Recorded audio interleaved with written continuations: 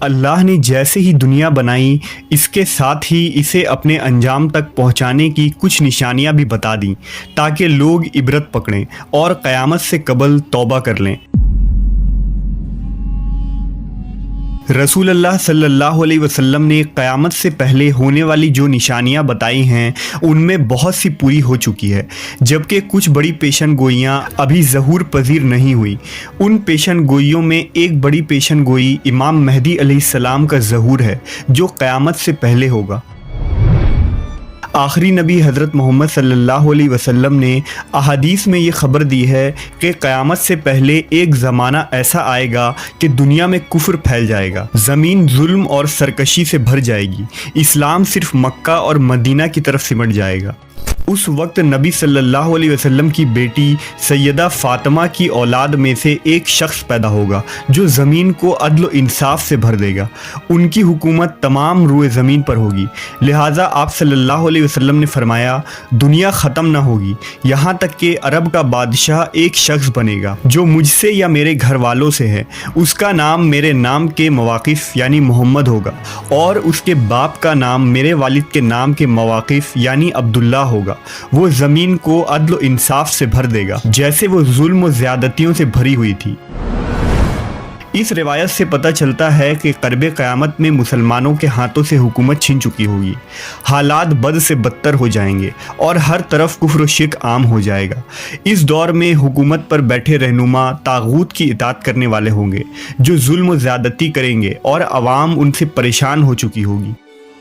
لیکن اس تاریک دور میں ایک نور پھوٹے گی، بالکل اسی طرح جیسے عرب زمانہ جاہلیت میں کفر و شرک کیا کرتے تھے اور پوری دنیا میں ظلم و سرکشی کا بول بالا تھا۔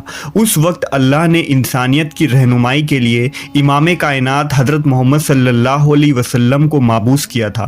بالکل اسی طرح قرب قیامت کے ان بدترین حالات میں اللہ امام مہدی علیہ السلام کو مابعوث فرمائے گا۔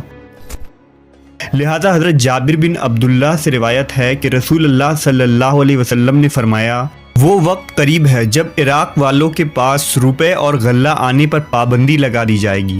آپ سے پوچھا گیا کہ یہ پابندی کس کی جانب سے ہوگی تو آپ نے فرمایا اجمیوں کی جانب سے۔ پھر کچھ دیر خاموش رہنے کے بعد کہا کہ وہ وقت قریب ہے کہ جب اہل شام پر بھی یہ پابندی لگا دی جائے گی۔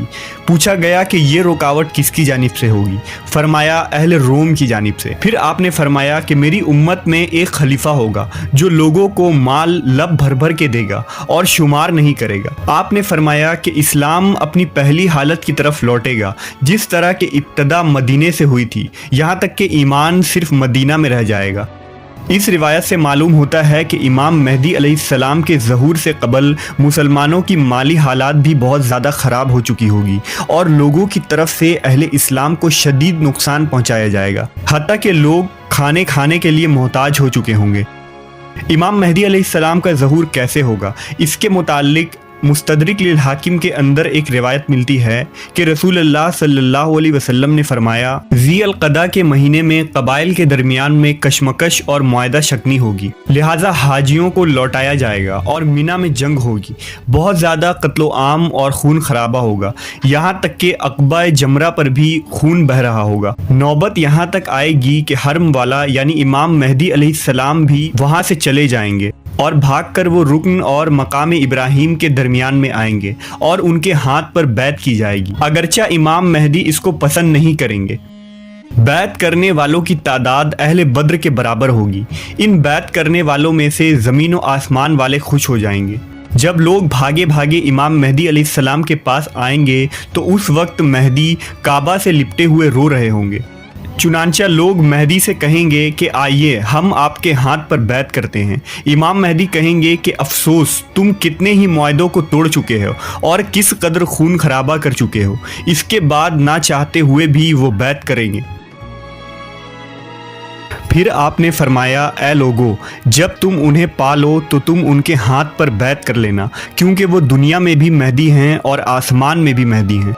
लिहाजा इमाम ज़माना मेहदी अलैहिस्सलाम को लोग उन निशानियों से पहचान लेंगे और उनके हाथों पर बैत करेंगे। आप उम्मत के रहनुमा साबित होंगे। दरअसल इमाम मेहदी अलैहिस्सलाम के ज़हूर से कबल ही कुछ निशानियाँ पूरी हो चुकी होंगी, जिनमें दज्जाल का खुरूज, सूरज का मगरिब से तुलू होना, मशरिक से एक अजीम आग का निकलना है, जिनकी पेशन गोइयाँ हज़रत मोहम्मद सल्लल्लाहु अलैहि वसल्लम ने अहादीस में की हैं। लिहाजा उन निशानियों के पूरे हो जाने के बाद मुसलमान खुद इस इंतज़ार में होंगे कि इस उम्मत को निजात दिलाने वाला वो रहनुमा करीब ही आने वाला है।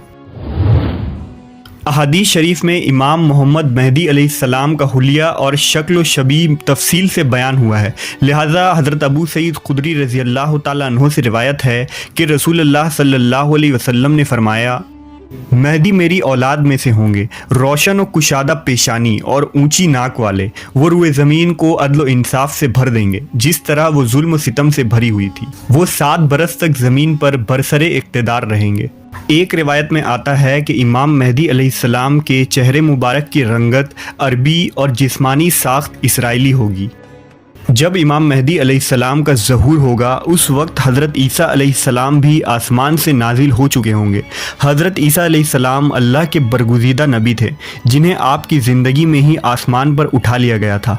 एक पैगंबर होने के बावजूद ईसा अलैहिस्सलाम इमाम मेहदी के पीछे नमाज अदा करेंगे। लिहाजा रिवायतों में आता है कि सुबह की नमाज के वक्त दमिश्क के मस्जिद के शर्की मीनार पर ईसा अलैहिस्सलाम नाजिल होंगे। वो उस वक्त देखेंगे कि हज़रत इमाम मेहदी अलैहिस्सलाम नमाज शुरू करने वाले हैं। इमाम मेहदी भी महसूस करेंगे कि ईसा अलैहिस्सलाम का नुज़ूल हो चुका है। लिहाजा इमाम मेहदी पीछे हटेंगे ताकि ईसा अलैहिस्सलाम आगे आकर इमामत करवाएं, लेकिन हज़रत ईसा अलैहिस्सलाम उन्हें आगे कर देंगे और इमाम मेहदी के पीछे नमाज पढ़ेंगे। इसके बाद हज़रत इमाम मेहदी हज़रत ईसा अलैहिस्सलाम के साथ एक लश्कर समेत रवाना होंगे और दज्जाल से जंग करेंगे और उसे कत्ल कर देंगे, और इसके बाद बैतुल मुक़द्दस की फतह होगी।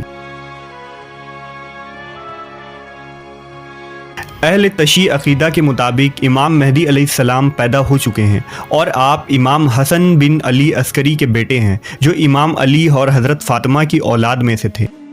नेज़ इमाम मेहदी अब गैबत में हैं और ज़िंदा हैं, यानी उनकी उम्र हज़रत खिज़्र और ईसा अलैहिस्सलाम की तरह बहुत लंबी है और वो क़यामत के नज़दीक ज़ाहिर होंगे।